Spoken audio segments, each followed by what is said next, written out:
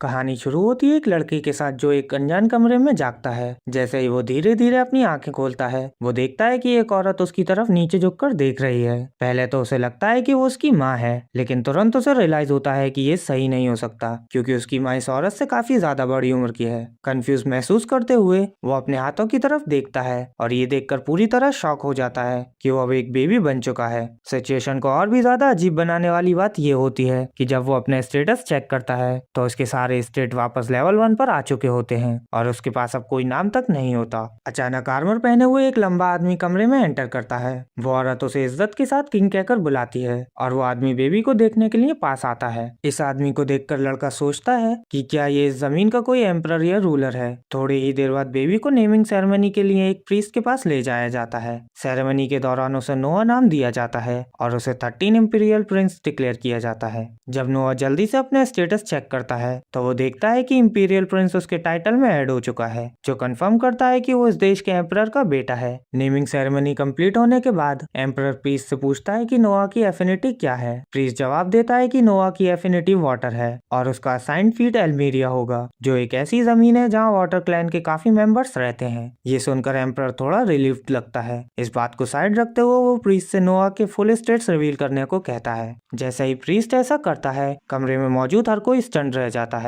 नोआ के हर एक स्टेट पहले से ही मैक्स्ड आउट होते हैं और उसकी वाटर एफिनिटी एसएस रैंक तक पहुंच चुकी होती है, जबकि उसका जन्म सिर्फ कुछ घंटे पहले ही हुआ था। ऐसे स्टेट्स होने का मतलब ये है कि वो पहले ही अवेकन हो चुका है और इतनी छोटी एज में अवेकनिंग होना एक बिल्कुल अनहर्ड बात है। इसी वजह से वहाँ मौजूद सब लोग ये कंक्लूड करते हैं कि वो एक एक्स्ट्रा ऑर्डिनरी टैलेंट के जन्म के गवाह बन रहे हैं। इसी पल नोआ को रियलाइज होता है कि उसे एक नई जिंदगी दी गई है और वो एक नोबल के रूप में रीइंकार्नेट हुआ है। जिस एम्पायर में वो अब रहता है उसे मेड्स एम्पायर कहा जाता है, जो वॉरियर्स का एक पावरफुल देश है जो कठिन पहाड़ी इलाके के बीच बसा हुआ है। इसकी कैपिटल एक ओपन प्लेन पर स्थित है और एम्पायर इस वक्त एक गोल्डन एज एंजॉय कर रहा है, जहां वेल्थ और भी ज्यादा वेल्थ जनरेट करती रहती है, जिससे एक रिच और वाइब्रेंट कल्चर फ्लरिश कर रहा है। इस जमीन का एम्पायर 10 से ज्यादा बेटों का पिता है और उन सबको इंपीरियल प्रिंसेस के नाम से जाना जाता है। ये प्रिंस लोगों के बीच काफी बिलव्ड हैं और एम्पायर के सबसे प्रेस्टिजियस नोबल माने जाते हैं। नोआ के रीइंकार्नेशन के 6 साल बाद उसे अपनी एबिलिटीज के बारे में एक और इम्पोर्टेंट बात समझ आती है। दूसरों को इसके स्टेट अलग अलग तौर पर बेहद ज्यादा लगते हैं, लेकिन असल में वो नंबर सिर्फ इसलिए ज्यादा हैं क्योंकि उन्हें उसके सबऑर्डिनेट बूस्ट कर रहे होते हैं। जैसा कि उसकी एस रैंक वाटर स्किल पूरी तरह एल्मीरिया से आती है, जो फीट उसे जन्म के वक्त दी गई थी, जबकि उसके कई और स्टेट्स बोनसेस उन मेट से आते हैं जो उसकी सेवा करती हैं। दूसरे शब्दों में, जितने ज्यादा सबऑर्डिनेट नोआ के पास होते हैं उतना ही वो स्ट्रांग होता जाता है। इसके ऊपर से उसे शक होने लगता है कि उसकी लेवल का कोई अपर लिमिट नहीं है और वो अनंत रूप से बढ़ता जा सकता है। जब मेड उसे कपड़े पहना देती हैं तो वो उसे नीचे भेज देती हैं। उसके जाने के बाद मेड आपस में बात करती हैं और मानती हैं कि वो कितना रिमार्केबल है। नॉर्मली उसकी एज के लड़के शरारतों से भरे होते हैं और लगातार ट्रबल क्रिएट करते रहते हैं, लेकिन नोआ अलग है। वो शांत और कंपोज्ड और अपनी एज के हिसाब से काफी ज्यादा मैच्योर है। एविलिन, जो हॉस्पिटैलिटी में स्पेशलाइज करने वाली एक सुंदर मेड है, लंच के दौरान नोआ के पास आती है और बताती है कि क्राउन प्रिंस और फोर्थ प्रिंस दोनों उससे मिलने आए हैं। वो ये भी ऐड करती है कि उन्होंने कहा है कि वो उनसे मिलने से पहले अपना खाना आराम से खत्म कर सकता है, लेकिन नोआ अच्छी तरह जानता है कि क्राउन प्रिंस कौन होता है और समझता है कि इतने हाई स्टेटस वाले इंसान को वेट करवाना ठीक नहीं होगा। वो तुरंत मेट से कहता है कि उसे उनके पास ले चलें। नो अपने बड़े भाइयों से मिलने जाता है, एल्बर्ट जो क्राउन प्रिंस है और हेनरी जो फोर्थ प्रिंस है। पोलाइट ग्रीटिंग एक्सचेंज करने के बाद एल्बर्ट नोआ को बताता है कि वो असल में उसके लिए गिफ्ट लेकर आए हैं। उसी पल एक डरा हुआ सर्वेंट कमरे में एंटर करता है, जिसके हाथ में एक शॉर्ट केस होता है। उस केस से धीरे धीरे एक डार्क और ओमिनियस ऑरा निकलता है जो हवा में टेंशन भर देता है। केस को नीचे रखने के बाद एल्बर्ट सर्वेंट को उसे खोलने का ऑर्डर देता है। जैसे ही केस खुलता है, नोआ की स्पाइन में एक ठंड सी दौड़ जाती है क्योंकि उसे सोल्जर्स की चीखें सुनाई देने लगती हैं, जो एल्बर्ट से अपनी जान बचाने की भीख मांग रहे होते हैं। उन आवाजों में डेस्परेशन और डर भरा होता है और नोआ तुरंत समझ जाता है कि जो उसने सुना वो कोई हेलुसिनेशन नहीं था। फिर एल्बर्ट नोआ को स्वॉर्ड उठाने के लिए कहता है, जबकि लेकिन नोआ वास्तव में ऐसा नहीं करना चाहता। वो रियलाइज करता है कि ये क्राउन प्रिंस का दिया हुआ गिफ्ट है, इसलिए इसे मना करना कोई ऑप्शन नहीं है। नोआ संभल कर स्वॉर्ड उठा लेता है और शुरू में ये थोड़ी हैवी लगती है, लेकिन जल्दी ही वो खुद को स्टेडी कर लेता है और अपना बैलेंस बना लेता है। उसके बाद एल्बर्ट एक्सप्लेन करता है कि इस स्वॉर्ड का नाम लेविएथन है, जो एक वाटर एलिमेंट स्वॉर्ड है और पूरे एम्पायर की सबसे पावरफुल स्वॉर्ड मानी जाती है। लगभग 120 लोग सिर्फ इस स्वॉर्ड को मास्टर करने की कोशिश में मर चुके हैं। हेनरी नोटिस करता है कि ये सुनकर नोआ थोड़ा नर्वस लग रहा है, इसलिए वो उसे वरी न करने को कहता है। वो एक्सप्लेन करता है कि जो भी इस स्वॉर्ड को विल्ड करने के लिए बना नहीं होता, जैसे ही उसे उठाता है स्वॉर्ड का कर्स उसे तुरंत मार देता है। ये फैक्ट कि नोआ बिना कुछ हुए स्वॉर्ड को उठा पाया सिर्फ यही प्रूव करता है कि वो कम से कम थोड़ा तो इसके लायक है। एल्बर्ट फिर नोआ की पीठ पर थपथपाता है और ये कहते हुए रूम से बाहर चला जाता है कि ये एक वैल्यूएबल डिमॉन्स्ट्रेशन थी। जैसे ही एल्बर्ट जाता है, नोआ को यकीन नहीं होता कि ये आरामी उसे पूरा टाइम ऐसी चीज से टेस्ट कर रहा था जो आसानी से उसे मार सकती थी। लेकिन वो डिसाइड करता है कि अपने ये ख्याल अपने तक ही रखे, क्योंकि उसे पता है कि अगर उसने ऐसा कुछ जोर से कह दिया तो वो वहीं का वहीं मर जाएगा। जब दोनों प्रिंसेस वहां से जा रहे होते हैं, हेनरी एल्बर्ट से पूछता है कि क्या लेविएथन को नोआ के पास छोड़ना सच में सही डिसीजन था, खासकर जब स्वॉर्ड इतनी ज्यादा महंगी थी। एल्बर्ट रिप्लाई करता है कि स्वॉर्ड नोआ जैसे ब्रिलियंट इंसान के हाथों में कहीं ज्यादा सेफ है। इसके ऊपर से वो ये भी ऐड करता है कि क्योंकि नोआ इतना ब्रिलियंट है, इसलिए उसे ये एक्सपीरियंस करना जरूरी है कि अपने ही पेट के काटने का दर्द क्या होता है। उसी रात बाद में नोआ नोटिस करता है कि उसकी मेड जोई कुछ चीज को लेकर अनयूजुअली अनईजी लग रही है। वो उससे पूछता है कि क्या प्रॉब्लम है, लेकिन जोई उसे अपनी पर्सनल प्रॉब्लम से ट्रबल नहीं करना चाहती और कहती है कि वो वरी ना करे। नोआ इंसिस्ट करता है और थोड़ी हेजिटेशन के बाद जोई आखिरकार सच बता देती है। वो उसे बताती है कि वो थोड़ा टाइम ऑफ लेना चाहती है, क्योंकि उसका होम टाउन रिसेंटली फ्लड हो गया था और जिस फार्म पर वो बड़ी हुई थी वो पूरी तरह तबाह हो गया है। वो फार्म उसकी माँ की इकलौती इनकम का सोर्स था, इसलिए जोई रेड लाइट डिस्ट्रिक्ट में काम करने का सोच रही थी, क्योंकि लोगों ने उसे बताया था कि एक इंपीरियल प्रिंस की फॉर्मर सर्वेंट होने की वजह से वो खुद को बहुत महंगी प्राइस पर बेच सकती है। नोआ तुरंत उससे कहता है कि वो किसी भी हाल में ऐसा नहीं होने देगा। इसके बदले वो ऑफर करता है कि वो उसकी माँ को मेंशन में गेट ओपनिंग की रिस्पॉन्सिबिलिटी देगा और उसे अच्छी खासी सैलरी देगा। जोई पॉइंट आउट करने की कोशिश करती है कि इस पोजीशन के लिए जो सैलरी वो ऑफर कर रहा है वो नॉर्मली मिलने वाली सैलरी से काफी ज्यादा है। नोआ फिर ऐड करता है कि मेंशन के पास एक अनयूज्ड घर भी है जहाँ जोई और उसकी माँ साथ रह सकती हैं। ये सुनकर जोई फूट फूट कर रोने लगती है और बार बार नोआ को उसकी काइंडनेस और जनरसिटी के लिए थैंक यू कहती है। लेकिन अंदर ही अंदर नोआ जानता है कि वो ये सब सिर्फ गुडविल के लिए नहीं कर रहा। अगर उसकी कोई farmer servant red light district में काम करे तो 13 इंपीरियल प्रिंस के नाम पर दाग लग जाएगा। जोई उसकी सर्वेंट है और इसलिए वो जिंदगी भर उसकी सेवा करेगी। इस अनएक्सपेक्टेड काइंडनेस के बाद नोआ को पूरा भरोसा है कि वो कभी भी उसकी लॉयल्टी को बिट्रे नहीं करेगी। इसके बाद वो बटलर डिलन को बुलाता है और उसे बताता है कि जो का होम टाउन भी डिजास्टर की वजह से फ्लड हो गया है। इस सिचुएशन की वजह से वो डिलन को कहता है कि 200 जाकर जितनी जमीन पॉसिबल हो सके खरीद ले, क्योंकि उसे पता है कि बैंडिट्स आखिरकार वहां पहुंचकर शहर की कमजोरी और केओस का फायदा उठाएंगे। वो चाहता है कि उससे पहले ही जमीन सिक्योर और प्रोक्योर कर ली जाए जब चीजें और खराब हो जाएं। डिलन इस ऑर्डर से हैरान हो जाता है, क्योंकि नोआ भी बहुत छोटा होने के बावजूद बिना खुद एक्सपीरियंस किए भी इतनी शार्प फोरसाइट और केयरफुल थिंकिंग के साथ सिचुएशन हैंडल कर रहा है। असल में बिल्कुल ऐसी ही चीज नोआ की प्रीवियस लाइफ में पहले ही हो चुकी थी, लेकिन ऑब्वियसली वो ये बात किसी को बता नहीं सकता, इसलिए वो चुप रहने और कुछ न कहने का डिसीजन लेता है। डिलन मानता है कि ये बहुत अच्छा आइडिया है, लेकिन असली प्रॉब्लम ये है कि लैंड खरीदने के लिए पैसे कहाँ से आएंगे, क्योंकि इतनी सारी जमीन खरीदने में कम से कम कई लाख रेन लगेंगे जो इस एम्पायर की करेंसी है। नोआ रियलाइज करता है कि उसने ये पार्ट प्रॉपरली सोचा ही नहीं था, इसलिए थोड़ी देर सोचने के बाद वो कंक्लूड करता है कि उन्हें कैपिटल सिटी के साथ में जो लैंड उनके पास है उसे बेचना पड़ेगा। डिलन पूछता है कि क्या ये सच में एक अच्छा आइडिया है, क्योंकि वो जमीन खुद किंग ने पर्सनली नोआ को गिफ्ट की थी और बिना परमिशन बेचना एक सीरियस क्राइम भी माना जा सकता है। लेकिन नोआ डिलन को कहता है कि किंग के रिप्रोच या गुस्से की चिंता ना करे, क्योंकि इस डिसीजन के पूरे कॉन्सिक्वेंसेस वो खुद बियर करेगा। नोआ कहता है कि नोबल होना इसी बात के बारे में होता है, सेक्रीफाइस करना ताकि दूसरे लोगों की जिंदगी ज्यादा आसान और सेफ हो सके।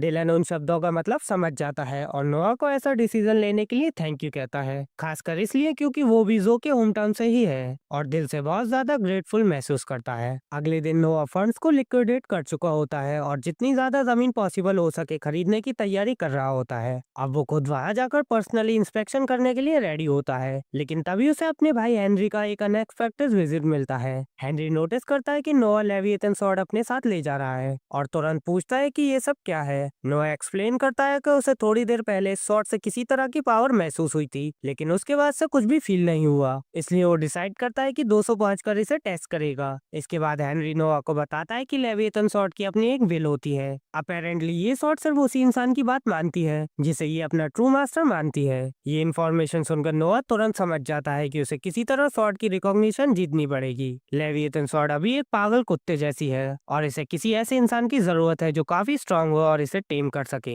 हेनरी नोआ को बताता है कि अगर जरूरी हो तो वो शॉट साथ ले जा सकता है, लेकिन जब तक टाइमिंग सही ना हो उसे यूज नहीं करना चाहिए, वरना ये उसे मार भी सकती है। ये वार्निंग देने के बाद हेनरी बस मुड़कर वहाँ से चला जाता है। थोड़ी ही देर बाद वो 200 पहुंचते हैं और देखते हैं कि फ्लड ने पूरे एरिया को एक उजाड़ वेस्टलैंड बना दिया है। डिस्ट्रक्शन देखकर वो अज्यूम करते हैं कि ज्यादातर तबाह हुए घरों के लैंड डीड्स भी फ्लड में बह गए होंगे, मतलब अब उन्हें सरकारी रिकॉर्ड्स के बेसिस पर ही लैंड खरीदनी पड़ेगी। डिलेन और जोई हैरान रह जाते हैं कि एक बच्चा जो उन दोनों से डिकेड्स छोटा है सिर्फ सिचुएशन को एक नजर देखकर ये सब समझ गया। नोआ शांति से उन्हें बताता है कि ये सिर्फ सिंपल लॉजिक है। इसके बाद नोआ और जोई साथ में लैंड सर्वे करना शुरू करते हैं जब तक उनकी नजर एम्पायर के केटरर्स को गांव वालों में खाना बांटते हुए नहीं पड़ती। नोआ खाने का एक बाउल लेता है और तुरंत रियलाइज करता है कि ये बहुत ही गंदा है और थोड़ा सा खराब भी लग रहा है। एक विलेजर नोआ की बात सुन लेता है और उसे बताता है कि वो कंप्लेन नहीं कर सकते क्योंकि उन्हें इतना खाना मिलना भी अपनी किस्मत समझते हैं। नोआ को यकीन नहीं होता कि डिजास्टर के टाइम एम्पायर अपने लोगों को इतना सब स्टैंडर्ड खाना दे रहा है। तब अचानक local government official Lord girl area का ऑफिशियल इंस्पेक्शन करने के लिए वहाँ आ जाता है। गार्ल अच्छे से जानता है कि विलेजर्स को जो खाना दिया जा रहा है वो बहुत खराब है, लेकिन उसे कोई फर्क नहीं पड़ता क्योंकि वो खुद वो खाना नहीं खा रहा। नो और ये सब बर्दाश्त नहीं कर पाता, इसलिए वो डायरेक्टली गार्ल को कन्फ्रंट करता है और उस पर फूड राशंस के पैसे चुराने का अक्यूजेशन लगाता है। नोआ कहता है कि प्रॉपर मील्स देने के बजाय गार्ल पैसे चुरा रहा है और गाँव वालों को गंदगी परोस रहा है। गार्ल इस बात से बिल्कुल भी इनकार नहीं करता। वो ओपनली एडमिट करता है कि फूड चेन के टॉप पर रहने वालों को सबसे पहले खाना मिलना चाहिए और वो अपने आदमियों के साथ इस पर हंसने लगता है। उनका एटीट्यूड देखकर नोआ गुस्से से भर जाता है। वो गार्ल को उसके क्राइम के कॉन्सिक्वेंसेस के बारे में वार्न करता है, लेकिन गार्ल को एक बच्चे का उसे जवाब देना बिल्कुल पसंद नहीं आता।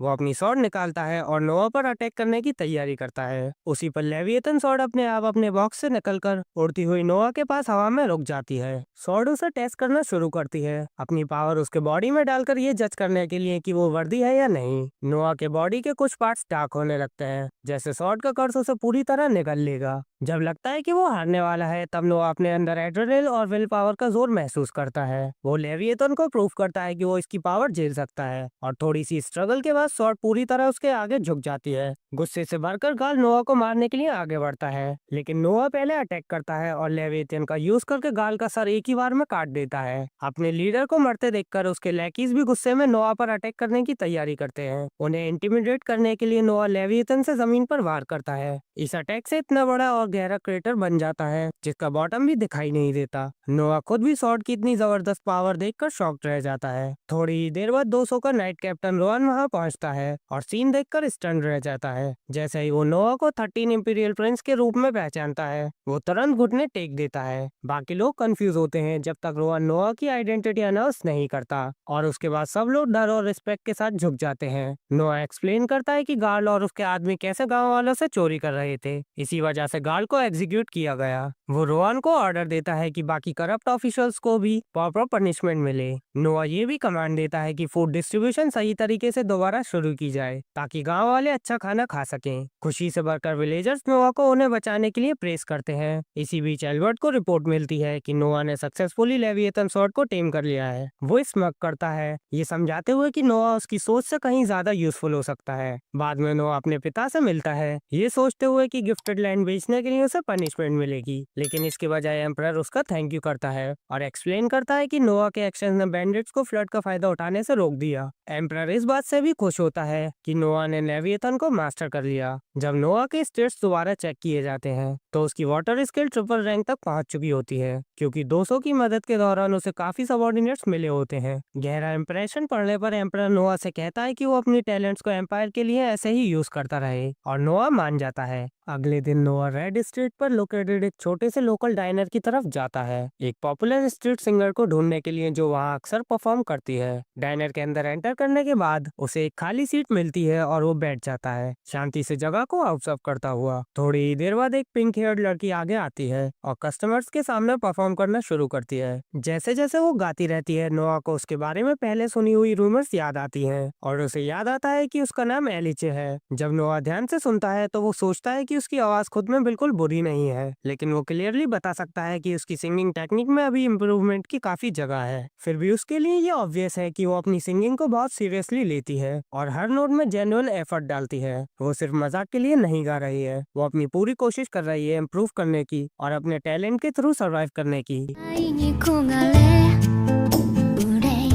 अचानक डाइनर का एटमॉस्फेयर कम्प्लीटली बदल जाता है जब तीन रफ लुकिंग आदमी रूम में घुस जाते हैं। वो जोर जोर से चिल्लाने लगते हैं और सबका अटेंशन अपनी तरफ खींच लेते हैं। वो आदमी एलिचे पर चिल्लाते हैं, पूछते हुए कि वो गाने में टाइम वेस्ट क्यों कर रही है, इंस्टेड ऑफ कोई बेटर तरीका ढूंढने के जिससे उसके पेरेंट्स का उन पर जो डेब्ट है वो चुका सके। ये सुनकर एलिचे डर के मारे पीछे से मट जाती है। जब वो आदमी उसे घेर लेते हैं, कांपती हुई आवाज में वो उन्हें बताती है कि अभी उसके पास डेब्ट चुकाने के लिए इनफ पैसे नहीं है, लेकिन वो इंसिस्ट करती है कि वो जितनी हो सके उतनी कोशिश कर रही है क्योंकि उसके पास देने के लिए पैसे नहीं है। वो आदमी एक औरत के लिए डेब्ट चुकाने के सेकंड बेस्ट तरीके पर बात करना शुरू कर देते हैं। डाइनर के अंदर मौजूद लोग सिर्फ शौक और घिन के साथ देख सकते हैं, कुछ भी करने में असमर्थ होते हुए। सिचुएशन और ज्यादा खराब हो उससे पहले ही नोआ अचानक अपनी सीट से खड़ा हो जाता है। वो शांत तरीके से आदमियों की तरफ चलता है और उन्हें याद दिलाता है कि किसी भी बच्चे को अपने पेरेंट्स के डेब्ट्स की जिम्मेदारी लेने पर मजबूर करना इंपीरियल लॉ के स्ट्रिक्टली खिलाफ है। वो आदमी उस पर हंस देते हैं और मान लेते हैं कि वो बस एक स्पॉइल्ड और क्लूलेस ब्रेड है। उनमें से एक नोआ को शर्ट से पकड़ लेता है और उस पर अटैक करने की तैयारी करता है। जवाब में नोआ तुरंत अपनी लेविएथन स्वॉर्ड की पावर यूज करके काउंटर करता है। वो ओवरवेलमिंग फोर्स रूम में मौजूद हर किसी को शॉक कर देता है। नोआ की भयानक स्टंट देखकर तीनों आदमी घबरा जाते हैं और तुरंत डाइनर से भाग जाते हैं। इससे पहले की बात और आगे बढ़े, जब खतरा खत्म हो जाता है, नोआ एलिची की तरफ मुड़ता है और उससे नरमी से बात करता है। वो उससे पूछता है कि उसे हर महीने कितने पैसे चाहिए होते हैं गुजारा करने के लिए, और वो बताती है कि उसका खर्च का एक बड़ा हिस्सा उसकी माँ के मेडिकल ट्रीटमेंट में जाता है। ये सुनने के बाद नोआ उससे कहता है कि अब से वो उसे हर महीने 25 रेन देगा ताकि वो पूरी तरह सिंगिंग पर फोकस कर सके। इसके अलावा वो प्रॉमिस करता है कि जैसे जैसे उसकी स्किल इंप्रूव होंगी वो उसकी पे बढ़ाएगा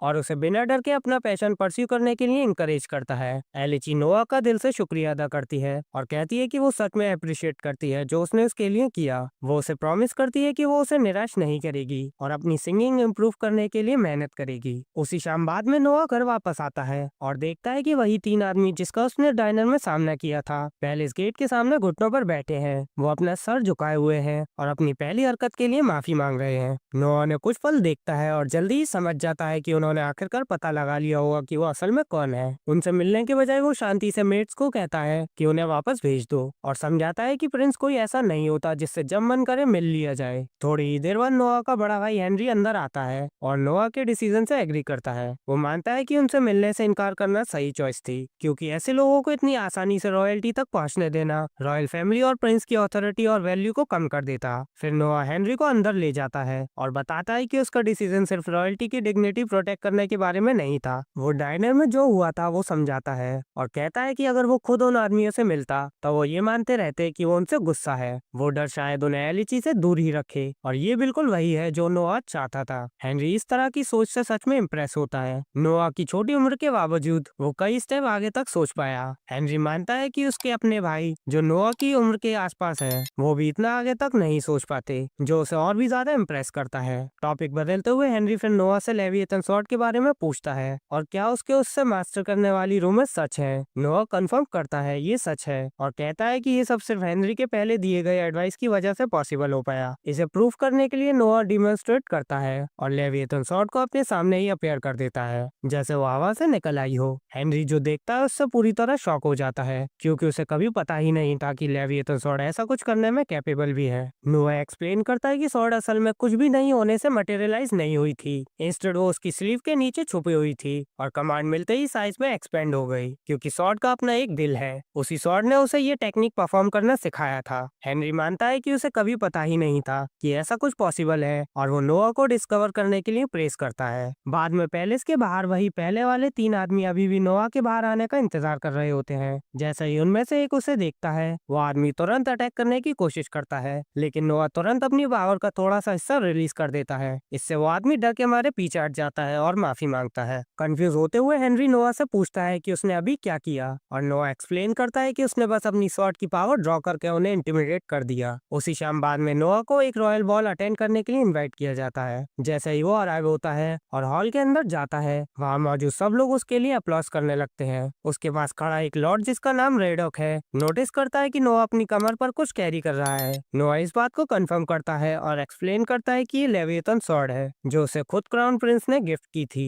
जैसे ही सब ये सुनते हैं, पूरा रूम शॉक में गैस्प कर उठता है। वो लेविएथन को एक नेशनल ट्रेजर के रूप में पहचान लेते हैं, जिसे कंट्रोल करना लगभग नामुमकिन माना जाता है। गैस्प में से एक अज्यूम करता है कि स्वॉर्ड या तो फेक होगी या सिर्फ एक रेप्लिका। उन्हें गलत साबित करने के लिए नोआ स्वॉर्ड की पावर का एक छोटा सा हिस्सा रिलीज करता है। गेस्ट तुरंत डर के मारे झुक जाते हैं जब उससे आती हुई ओवरवेलमिंग फोर्स महसूस करते हैं। जब नोआ स्वॉर्ड को पावर रिलीज करने से रोक देता है तो गेस्ट के पास सच एक्सेप्ट करने के अलावा कोई चॉइस नहीं होती। वो स्टन्ड और डीपली इम्प्रेस रह जाते हैं कि नोआ जैसे इतनी छोटी उम्र का कोई असली लेविएथन स्वॉर्ड को कंट्रोल कर पा रहा है। इवेंट के बाकी टाइम के लिए काफी नॉवेल्स एक के बाद एक लाइन लगाकर सिर्फ नोआ से इंट्रोड्यूस होने आते हैं। हर कोई उसे पोलाइटली ग्रीट करता है और बताता है कि उसकी प्रेजेंस में खड़े होना उनके लिए कितना ऑनर की बात है। नोआ हर इंट्रोडक्शन को शांति से सुनता है और पोलाइट और रेस्पेक्टफुल तरीके से जवाब देता है। कुछ देर बाद लाइन में अलग लोग आगे आते हैं और वो निकलते हैं ब्रायन एलन, ब्रायन कंपनी के हेड, और उनकी बेटी सिंडी। नोआ दोनों को ध्यान से देखता है और कुछ पल ऑब्जर्व करने के बाद वो कुछ सरप्राइजिंग डिड्यूस कर देता है। उसे रियलाइज होता है कि सिंडी ब्रायन की बायोलॉजिकल डॉटर नहीं है बल्कि अडॉप्टेड है। सिर्फ इतना ही नहीं, नोआ ये भी बता सकता है कि सिंडी पास में एक स्लेव हुआ करती थी। वो इस कंक्लूजन पर इसलिए पहुंचता है क्योंकि उसकी आंखों में एक कॉशियस और सर्चिंग लुक है जो उसके मुताबिक उन लोगों में होता है जो कभी स्लेव रहे होते हैं और हर वक्त अपने सराउंडिंग पर नजर रखते थे। ब्रायन शॉक हो जाता है कि नोआ सिर्फ देखकर ही ये सब समझ गया। वो नोआ के सामने घुटनों पर बैठ जाता है और मानता है ये सच है। वो एक्सप्लेन करता है कि उसने ओरिजिनली सिंडी को एक स्लेव के तौर पर खरीदा था, लेकिन जब उसने देखा कि वो कितनी जल्दी सीखती है और कितनी इंटेलिजेंट है तो उसने उसे अपनी बेटी के रूप में अडॉप्ट करने का फैसला किया। ये सुनकर नोआ जेन्युइनली खुश हो जाता है क्योंकि उसे ऐसी स्टोरीज सुनना सच में पसंद है जहाँ किसी की जिंदगी बेटर के लिए बदल जाती है। नोआ मुस्कुराता है और ब्रायन और सिंडी को फ्यूचर में कभी अपनी मेंशन विजिट करने का इनवाइट देता है। कहता है कि वो सिंडी की स्टोरी के बारे में और सुनना चाहेगा। ब्रायन रेस्पेक्ट के साथ एग्री करता है और कहता है कि विजिट करना उसके लिए प्लेजर होगा। इसके बाद ब्रायन और सिंडी दोनों पोलाइटली इवेंट से लीव ले लेते हैं। अगले दिन नोआ टाउन में रिलैक्स वॉक कर रहा होता है जब अचानक वो अपने भाई ऑस्कर से टकरा जाता है जो किंगडम का 8th प्रिंस होता है। थोड़ी देर नोआ से बात करने के बाद ऑस्कर उसे साथ में ट्रेजर हंट पर चलने का इनवाइट देता है। कहता है कि उस दिन उसके पास कोई और काम नहीं है। नोआ एग्री करता है और दोनों तुरंत कोवल्ट स्ट्रीट की तरफ निकल पड़ते हैं। नोआ कभी पहले कोवल्ट स्ट्रीट नहीं गया होता, लेकिन उसने उसके बारे में काफी रूमर्स सुने होते हैं। ये कहा जाता है कि पूरे एम्पायर से एंटिक्स वहाँ मिल सकते हैं, लेकिन ऑस्कर एक्सप्लेन करता है कि वो एरिया काउंटरफीट से भरा होने के लिए भी फेमस है। इसी वजह से फेक चीजों के बीच से असली ट्रेजर ढूंढ पाना एक बेसिक स्किल माना जाता है जो हर नॉवल को आनी चाहिए। दोनों अपना ज्यादातर दिन शॉप्स और स्टॉल में सर्च करते हुए बिता देते हैं, लेकिन उन्हें कुछ भी स्पेशल नहीं मिलता। आखिर में ऑस्कर सजेस्ट करता है कि वो दिन यहीं खत्म करें और वापस चल लें। निकलने से बिल्कुल पहले नोआ एक बुक को नोटिस करता है जो उसका इंटरेस्ट कैच कर लेती है, इसलिए वो उसे खरीदने का फैसला करता है। ऑस्कर नोआ द्वारा खरीदी गई बुक को ध्यान से देखता है और अचानक शॉक में जम जाता है। उसे रियलाइज होता है कि वो बुक असल में लेजेंडरी सोर्सर एंड्रिया की ग्रोमोयर है। ऑस्कर पूरी तरह कन्विंस्ड होता है कि ये असली है, फेक नहीं। अगर ये सच है तो फिर अंदर क्या लिखा है उस पर डिपेंड करता है, लेकिन बुक की वैल्यू 1000 रेन तक हो सकती है। ऑस्कर नोआ से पूछता है कि उसे कैसे पता चला कि बुक रियल है, लेकिन सच में नोआ को बिल्कुल भी आइडिया नहीं था। नोआ ने सिर्फ इसलिए बुक खरीदी क्योंकि जैसे ही उसने बुक को टच किया उसके विन स्टेट में एक प्लस ऐड हो गया। उस स्ट्रेंज रिएक्शन ने उसे सोचने पर मजबूर कर दिया कि शायद ये बुक स्पेशल हो सकती है। अचानक नोआ के दिमाग में एक आइडिया आता है। वो लेविएथन स्वॉर्ड निकालता है और धीरे धीरे उसकी कुछ एनर्जी ग्रिमोयर के अंदर पॉर करना शुरू करता है। कुछ ही देर बाद नोआ बुक पर से अपना कंट्रोल खो देता है। वो उसके हाथों से फिसल जाती है, जमीन पर गिरती है और अपने आप एक स्पेल पेज पर खुल जाती है। इससे कुछ अनएक्सपेक्टेड ट्रिगर हो जाता है जिसके कारण फॉरबिडन टोम और उसके अंदर सील्ड सोर्सरर की सोल सीधा उनके सामने मटेरियलाइज हो जाती है। ऑस्कर तुरंत समझ जाता है कि सिचुएशन कितनी डेंजरस हो चुकी है और नोआ को जितनी तेज हो सके भागने के लिए चिल्लाता है। भागने के बजाय नोआ शांत तरीके से लेविएथन स्वॉर्ड उठाता है और एक ही पावरफुल स्लैश के साथ स्विंग करता है। वो सोर्सरर की सोल पर वार करता है और उसे अकेले ही कंप्लीटली वाइप आउट कर देता है। एनिमी के फाइनली डिफीट होने के बाद नोआ अपनी स्टेटस स्क्रीन की तरफ देखता है और नोटिस करता है कि उसकी विंड स्किल को एसएस रैंक मिल चुकी है। ये देखकर वो थोड़ा सरप्राइज होता है, लेकिन वो इस पर ज्यादा देर तक ध्यान नहीं देता। वो तुरंत पलटकर ऑस्कर को चेक करने चला जाता है। ऑस्कर कंप्लीटली स्टन्ड होता है और उसे मुश्किल से यकीन होता है जो उसने अभी देखा। वो लगातार ये सोचता रहता है कि नोआ इतनी जल्दी इतना डिसिसिव मूव कैसे कर पाया, और उससे भी ज्यादा ये कि इतने कम टाइम में वो इतना स्ट्रॉन्ग कैसे हो गया। ऑस्कर अभी जो हुआ उसे प्रोसेस भी नहीं कर पाता कि एक मर्चेंट आगे बढ़ता है और उनके सामने घुटनों पर बैठ जाता है। वो आदमी अपना इंट्रोडक्शन एलन के रूप में देता है, जो पास ही एक एंटिक शॉप का ओनर होता है। एलन एक्सप्लेन करता है कि नोआ का इनक्रेडिबल फीट देखने के बाद उसे लगता है कि उसे उन्हें एक ऐसा आर्टिफैक्ट दिखाना चाहिए जिसे वो एक ट्रू ट्रेजर मानता है। वो रिस्पेक्ट के साथ उनसे रिक्वेस्ट करता है कि वो उसके साथ उसकी शॉप तक चलें। अंदर पहुंचने के बाद एलन एक स्ट्रेंज और रेयर रिंग उनके सामने रखता है। वो बताता है कि कहा जाता है ये रिंग सिर्फ तभी अपना ट्रू फॉर्म दिखाती है जब इसका राइटफुल ओनर सामने आता है। उसके अकॉर्डिंग पास्ट में कई लोगों ने इसे पहनकर देखा है, लेकिन ये कभी किसी पर रिएक्ट नहीं हुई। ये सुनकर नोआ एज्यूम करता है कि शायद ये रिंग सिर्फ एक यूजलेस पीस ऑफ जंक है, लेकिन एलन तुरंत डिसएग्री करता है और कहता है कि उसे नहीं लगता ये फेक है। वो एक्सप्लेन करता है कि उसने कई बार रिंग को बेचने और हटाने की कोशिश की,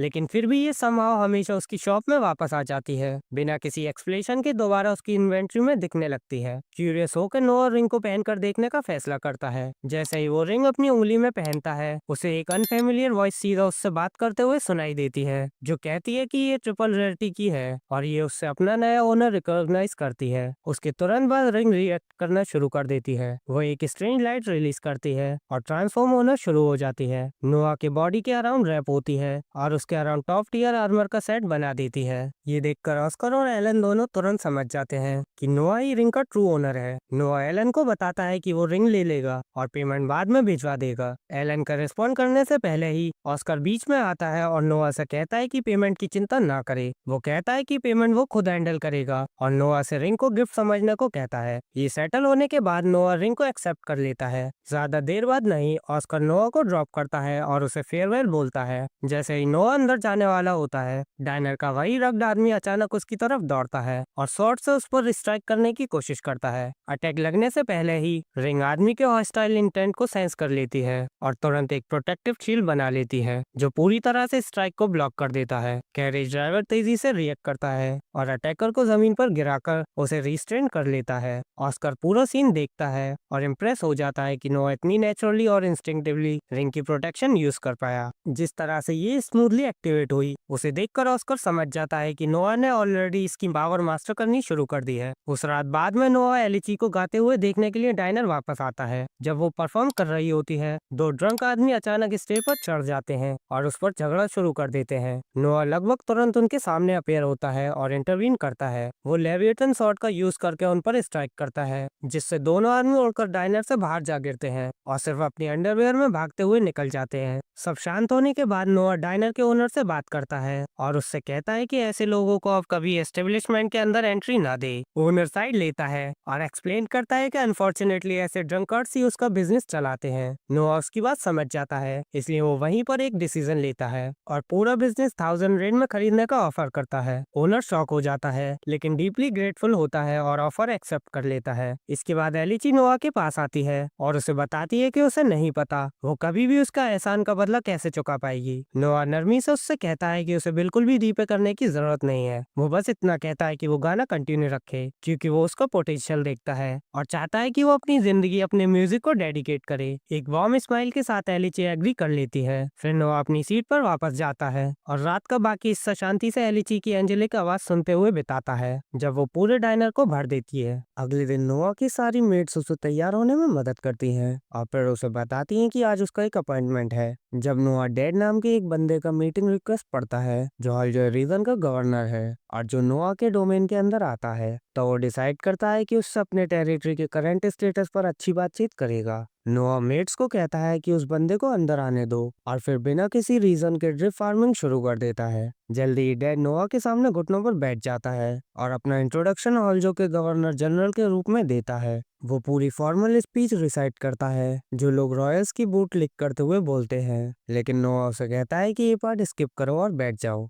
जब दोनों बैठ जाते हैं, नोआ कहता है कि वो पहले भी मिल चुके हैं और डैड कंफर्म करता है, बोलता है कि जब एम्परर ने खुद उसे हॉलजो का गवर्नर अपॉइंट किया था तब वो लगभग 18 मंथ पहले उसे ग्रीट करने आया था। नोआ पूछता है कि अभी उसका काम कैसा चल रहा है, खासकर इसलिए क्योंकि हॉलजो में एक बहुत बड़ी फ्लड आई थी और उसके बाद चीजें मैनेज करना डैड की रिस्पॉन्सिबिलिटी है। डैड के चेहरे पर जो ग्लूमी एक्सप्रेशन होता है वही नोआ को आंसर दे देता है और उसे समझ आ जाता है कि चीजें अच्छी नहीं चल रही। हॉलजो एम्पायर एक major food grain producing areas में से एक है, लेकिन ये फ्लडिंग के लिए काफी वनरेबल है, बिल्कुल वैसे ही जैसे सोशल मीडिया पर किसी डिसेंट लुकिंग लड़की के डीएम्स। इसी वजह से एम्परर ने डैड को इसका गवर्नर अपॉइंट किया था क्योंकि वो वाटर मेजिस की लैंड से आता है और सबको लगा था कि वो फ्लडिंग सिचुएशन के बारे में कुछ कर पाएगा। नोआ डिसाइड करता है कि जज करने से पहले वो उसकी प्रॉब्लम समझेगा और पूछता है कि इशू क्या है। डैड रिप्लाई करता है कि उनके पास कोई फंडिंग नहीं है और बिना पैसे के कुछ भी किया नहीं जा सकता। नोआ इस बात पर विश्वास नहीं कर पाता क्योंकि हॉलजो को रिबिल्ड करने के लिए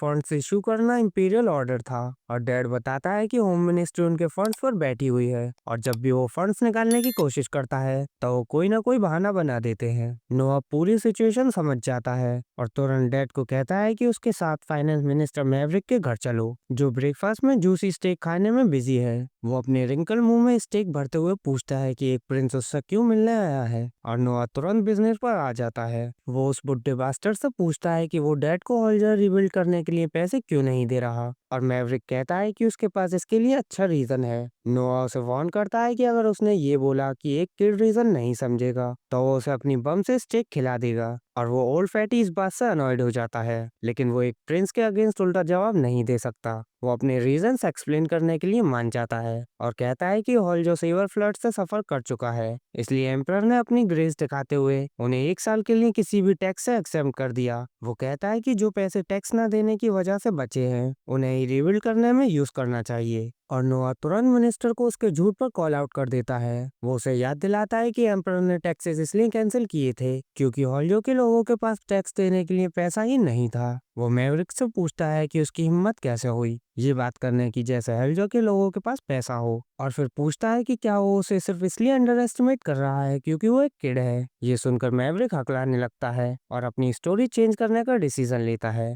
वो कहता है कि मिनिस्ट्री ऑफ फाइनेंस अभी हॉलजो रिबिल्ड करने के लिए पैसा नहीं दे सकती क्योंकि वो एम्परर के लिए एक समर रिट्रीट बना रहे हैं। वो नोआ को कन्विंस करने की कोशिश करता है क्योंकि एम्परर समर रिट्रीट यूज करने वाले हैं तो उसे ग्रैंड होना चाहिए और उसके अराउंड पूरा एक सिटी बनाया जा रहा है ताकि उसे वो लग्जरी मिले जो वो डिजर्व करता है। डैड सोचता है कि अब सारी होप्स खत्म हो गई हैं क्योंकि जब एम्परर का नाम आ जाता है तो कुछ बोला नहीं जा सकता, लेकिन वो भूल जाता है कि नोआ लिटरली एम्परर का बेटा है। वो उस पुट्टे बास्टर को ऑर्डर देता है कि अपनी बम से बातें करना बंद करे क्योंकि वो एम्परर का डिसरिस्पेक्ट कर रहा है, ये कहकर कि उसे लग्जरी समर विला चाहिए जब उसके लोग जिंदा रहने के लिए स्ट्रगल कर रहे हैं। मैवरिक जानता है कि अगर एम्परर के बारे में झूठ बोलने का गिल्ट प्रूव हो गया तो उसकी पूरी फैमिली उसके साथ अनलाइव कर दी जाएगी और वो तुरंत घुटनों पर गिर जाता है। नोआ को बोलता है कि वो सिचुएशन को गलत समझ रहा है। वो प्रॉमिस करता है कि वो तुरंत हॉलजो को फंड्स डिस्ट्रीब्यूट करेगा और अपने सर्वेंट्स को अर्जेंट काम पर लगा देता है। मैवरिक के अगेंस्ट दिमाग की लड़ाई जीतने के बाद नोआ शांति से अपनी चाय सिप करने लगता है और डैड उसकी नेगोशिएशन स्किल्स से सच में इम्प्रेस हो जाता है। वो नोआ की ग्लेजिंग शुरू कर देता है और कहता है कि उसके स्किल्स बहुत ब्रिलियंट हैं और उसने एक सीजन लाइट के कॉन्ट्रडिक्शन आसानी से पकड़ लिए। वो फंड्स निकलवाने के लिए नोआ को यूज करने की कोशिश पर माफी मांगता है और जमीन पर गिरकर ग्रोल करता है। नोआ भी रियलाइज करता है कि डैड बस एक प्रिंस के रूप में उसके इन्फ्लुएंस का यूज करके मिनिस्टर से पैसे निकलवाना चाहता था, लेकिन उसे इससे फर्क नहीं पड़ता क्योंकि वो अपने लोगों की मदद वैसे भी करता। फंड्स मिलते ही डैड तुरंत अपना टेरिटरी रिबिल्ड करने के लिए निकल जाता है और तभी पैलेस से एक मैसेंजर आता है जो बताता है कि एम्परर ने नोआ को अर्जेंटली बुलाया है। नोआ बिल्कुल वक्त बर्बाद नहीं करता और तुरंत पैलेस वापस जाता है और अपने डैड को ग्रीट करता है जो अपना माइंड रिलैक्स करने के लिए पिजन्स को दाना डाल रहे होते हैं। एम्परर बातचीत की शुरुआत नोआ की तारीफ से करता है कैसे उसने अपनी विट से ग्रीडी फाइनेंस मिनिस्टर को कम्प्लीटली डिफीट कर दिया। और नोआ हैरान रह जाता है कि उसके फादर को उन चीजों का पता कैसे है जो अभी अभी हुई हैं। उसके डाउट्स इतने लाउड होते हैं कि एम्परर उन्हें पहले ही गैस कर लेता है और अपने बेटे को बताता है कि इंफॉर्मेशन सबसे बड़ा वेपन होता है जो उसके पास हो सकता है और उसे हमेशा पॉलिश रखना पड़ता है। नोआ उस एडवाइस को अपने अंदर अब्सॉर्ब कर लेता है और फिर कहता है कि उसने बस नेचुरल काम किया फाइनेंस मिनिस्टर को सबड्यू करके।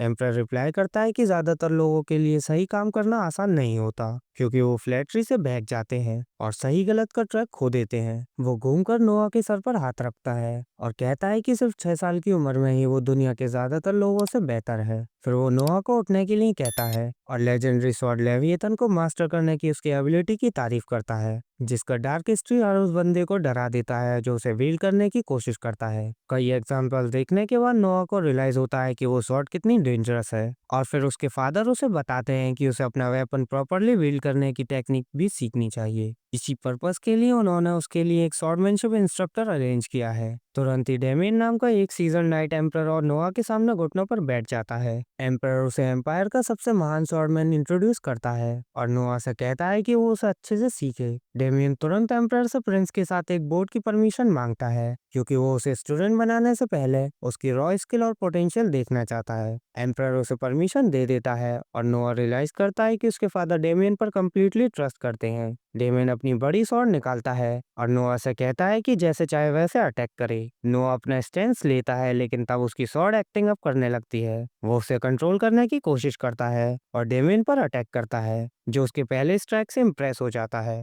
नोआ लेविएथन के पिछले यूजर्स की मेमोरी अपने दिमाग में फ्लो करती हुई महसूस करता है और उन मेमोरीज का यूज करके कुछ ही ब्लोज में डेमियन को डिसआर्म कर देता है। नाइट अपनी हार एक्सेप्ट कर लेता है और एम्परर को बताता है कि वो नोआ को कुछ नहीं सिखा सकता क्योंकि उसकी टेक्निक ऑलरेडी एक स्वॉर्ड मास्टर के बराबर है। एम्परर ये सुनकर गर्व से हंसते हैं और नोआ की स्किल को रिवॉर्ड करने के लिए उसे इस साल के नाइट सिलेक्शन एग्जाम का हेड जज बना देते हैं। नोआ खुशी खुशी ये रेस्पॉन्सिबिलिटी एक्सेप्ट करता है क्योंकि उसे पता है कि एम्पायर के सारे स्किल्ड वॉरियर्स इस एग्जाम में पार्टिसिपेट करते हैं क्योंकि विनर नोबिलिटी की रैंक तक पहुंच सकता है। उसे पता है कि विनर का पहला काम हेड जज का सबॉर्डिनेट बनना होता है और उसे लगता है कि एक स्ट्रॉन्ग वॉरियर अपने कमांड में रखकर वो और भी स्ट्रॉन्ग हो सकता है। फिर एम्परर नोआ से पूछता है कि क्या वो एग्जाम एलिमिनेशन मोड में रखना चाहता है या लीग फॉर्मेट में, लेकिन इस सवाल का जवाब देने के बजाय नोआ एक सरप्राइजिंग रिक्वेस्ट करता है। वो रीजनल प्रीलिमिनरी राउंड को ओमिट करना चाहता है और पूरा एग्जाम कैपिटल में रखना चाहता है ताकि वो खुद सारे वॉरियर्स को जज कर सके और इंश्योर कर सके कि कोई भी टैलेंटेड वॉरियर अनजस्ट रीजन से एलिमिनेट ना हो। एम्परर उसे कहता है कि जो चाहे वो करे और इतना कहकर नोआ घर लौट जाता है। वो जो से नाइट सिलेक्शन एग्जाम के बारे में बात करता है और पूछता है कि क्या उसके विलेज से भी कोई कैंडिडेट है। वो हाँ में जवाब देती है। कहती है कि वो हर साल उसी बंदे को एग्जाम में भेजते हैं उम्मीद करते हुए कि वो उनके विलेज के लिए ग्लोरी लाएगा। नोआ उसे बताता है कि इस साल प्रीलिम्स नहीं है तो वो ज्यादा लोग भेज सकते हैं लेकिन टैलेंट प्रॉब्लम नहीं है। जो टिमिडली नोआ को बताती है कि वो सिर्फ एक ही बंदे को भेजते हैं क्योंकि वही उनके अफोर्ड में होता है। उस बंदे के लिए गो फंड में खोलने के बाद भी वो कहती है कि कैपिटल में सब कुछ महंगा है, खाने से लेकर लॉजिंग तक, और किसी के पास इतने पैसे नहीं है। नोआ इस इशू को भी सॉल्व करने का डिसीजन लेता है और डिक्लेयर करता है कि वो सारे पार्टिसिपेंट्स के एक्सपेंसेस कवर करेगा ताकि कोई टैलेंटेड वॉरियर लड़ने से पहले ही हार न जाए। वो तुरंत डिलन को समन करता है और उसे कैपिटल के सारे एम्प्टी हाउसेस खरीदने को कहता है और अगर वो सारे पार्टिसिपेंट्स को अकोमोडेट करने के लिए काफी ना हो तो वो उसे कुछ डॉर्मिटरीज बनाने को ऑर्डर देता है। खाने के इशू के लिए नोआ बटलर को कहता है कि जिन मर्चेंट से उनके कनेक्शन है उनसे बात करे और खुद भी एलन से इस मैटर पर बात करने चला जाता है। एलन उसे एक एस्टिमेट देता है लेकिन नोआ बता सकता है कि उसने एक ह्यूज डिस्काउंट दिया है जिससे उसका लॉस हो जाएगा।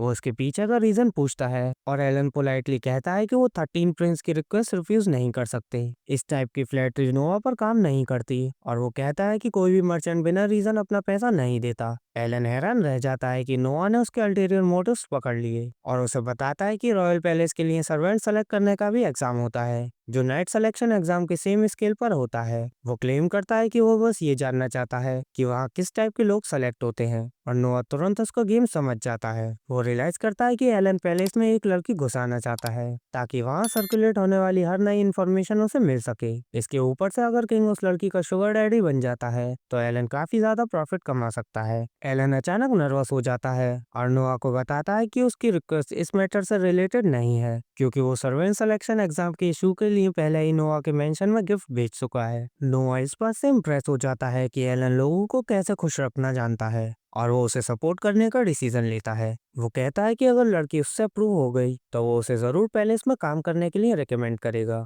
ये सुनकर एलन बहुत ज्यादा एक्साइटेड हो जाता है, लेकिन नोआ उसे कहता है कि थोड़ा रुक जाओ, क्योंकि लड़कियों को उसकी डिमांड्स पूरी तरह सेटिस्फाई करनी होंगी। एलन खुशी खुशी ये कंडीशन मान लेता है और सिंडी को सिग्नल देता है। कहता है कि वो ऐसी लड़की चूज करेगा जो उसकी सारी डिमांड्स पूरी करे। फिर वो नोआ के सामने घुटनों पर बैठ जाता है और कहता है कि वो बहुत आभारी है कि एक प्रिंस उस जैसे ऑर्डिनरी मर्चेंट पर अपनी काइंडनेस और शार्प ऑब्जर्वेशन बरसा रहा है, और वो अपनी लॉयल्टी दिखाने के लिए अपनी दुकानों पर 13 प्रिंस का क्रेस्ट लगाना चाहता है। ये सुनकर नोआ खुश हो जाता है, लेकिन वो एलन को वार्निंग देता है कि वो किसी भी तरह की बिट्रेयल माफ नहीं करेगा। इसके बाद नोआ घर वापस आता है और देखता है कि एलन को सबऑर्डिनेट बनाने के बाद उसके स्टेट्स बढ़ गए हैं, लेकिन अचानक वो नोटिस करता है कि उसका एक स्टेट कम हो रहा है और उसके वाटर एट्रीब्यूट पर जो एसएस रैंक था वो बिल्कुल प्लेन रैंक में बदल जाता है। नोआ चिंता में आ जाता है कि शायद एल्मीरिया के उसके टेरिटरी में कुछ हो गया है और वो जो को कहता है कि तुरंत पैलेस चलो, क्योंकि उसे एम्परर से मिलना है। वो उसका ऑर्डर कैरेज ड्राइवर तक पहुंचा देती है और कुछ ही मिनट्स में नोआ एम्परर के सामने होता है। वो एम्परर को बताता है कि एल्मीरिया में कुछ बुरा हुआ है और एम्परर के रिस्पॉन्स का टोन सुन के उसे रियलाइज हो जाता है कि वो पहले से ही जानता है। एम्परर उससे कहता है कि उसे बस अंदाजा है कि कुछ गलत है, लेकिन अभी कोई प्रूफ नहीं है। तभी एक सर्वेंट आता है और उसके कान में कुछ बोलता है, जिससे उसके डाउट्स कंफर्म हो जाते हैं। एम्परर नोआ को कहता है कि उसने सही टाइम पर समझ लिया, क्योंकि एल्मीरिया में रेवेलियन हो रही है।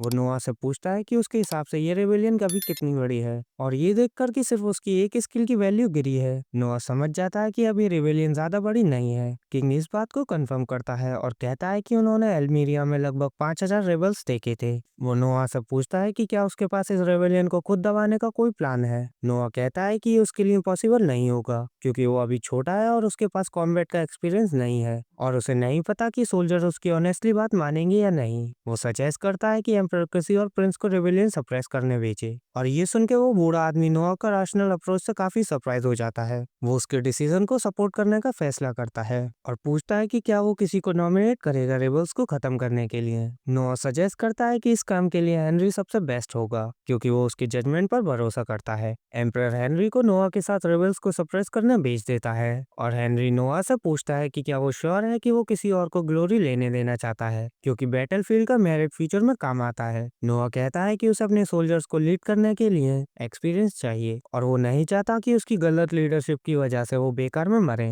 तभी उसकी शॉट किसी हॉस्टिलिटी पर रिएक्ट करती है और नोआ तुरंत कैरेज को रुकने का ऑर्डर देता है। वो समझ जाता है कि कुछ दुश्मन उसकी जान के पीछे पड़े हैं और अपने भाई की मदद लेने के बजाय उनका सीधा सामना करने का डिसीजन लेता है। वो कैरेज से बाहर कूदता है और रास्ते के साथ लगे टॉर्चेस बुझ जाते हैं। अगले ही पल जमीन से वाटर पिलर्स निकलकर चारों तरफ से उस पर अटैक करते हैं, लेकिन नोआ लेविएथन को शील्ड में ट्रांसफॉर्म करके उन सबको ब्लॉक कर देता है। वो रियलाइज करता है कि वाटर यूज करने वाले अटैकर जरूर एल्मीरिया के रेबल्स हैं और अपनी स्किल शॉट प्ले से उन्हें तुरंत गिरा देता है। हेनरी उसकी ग्रोथ से इम्प्रेस हो जाता है और कहता है कि अच्छा होता अगर वो इन बास्टर से इंटरोगेशन कर पाते। नोआ उससे कहता है कि वो अभी भी ये कर सकते हैं, क्योंकि उसने उन्हें मारा नहीं है, सिर्फ अपनी शॉट की ऑरा से नॉकआउट किया है। हेनरी फिर से अपने भाई से इम्प्रेस हो जाता है और कहता है कि उसने सुना था रेबल्स के पास ज्यादा केवलरी मैन है, इसलिए उसे एसेसिन्स की उम्मीद नहीं थी। ये बात सुनकर नोआ को रियलाइज होता है कि कुछ गलत है, क्योंकि एल्मीरिया में अच्छे वॉर हॉर्सेस हैं ही नहीं। अगले दिन वो एलन के पास जाता है और उसे टॉप सीक्रेट बताता है कि एल्मीरिया में रिबेलियन हुई है। वो एलन को $10,000 देता है ताकि वो मार्केट में मौजूद सारे हॉर्स फीड तुरंत खरीद ले,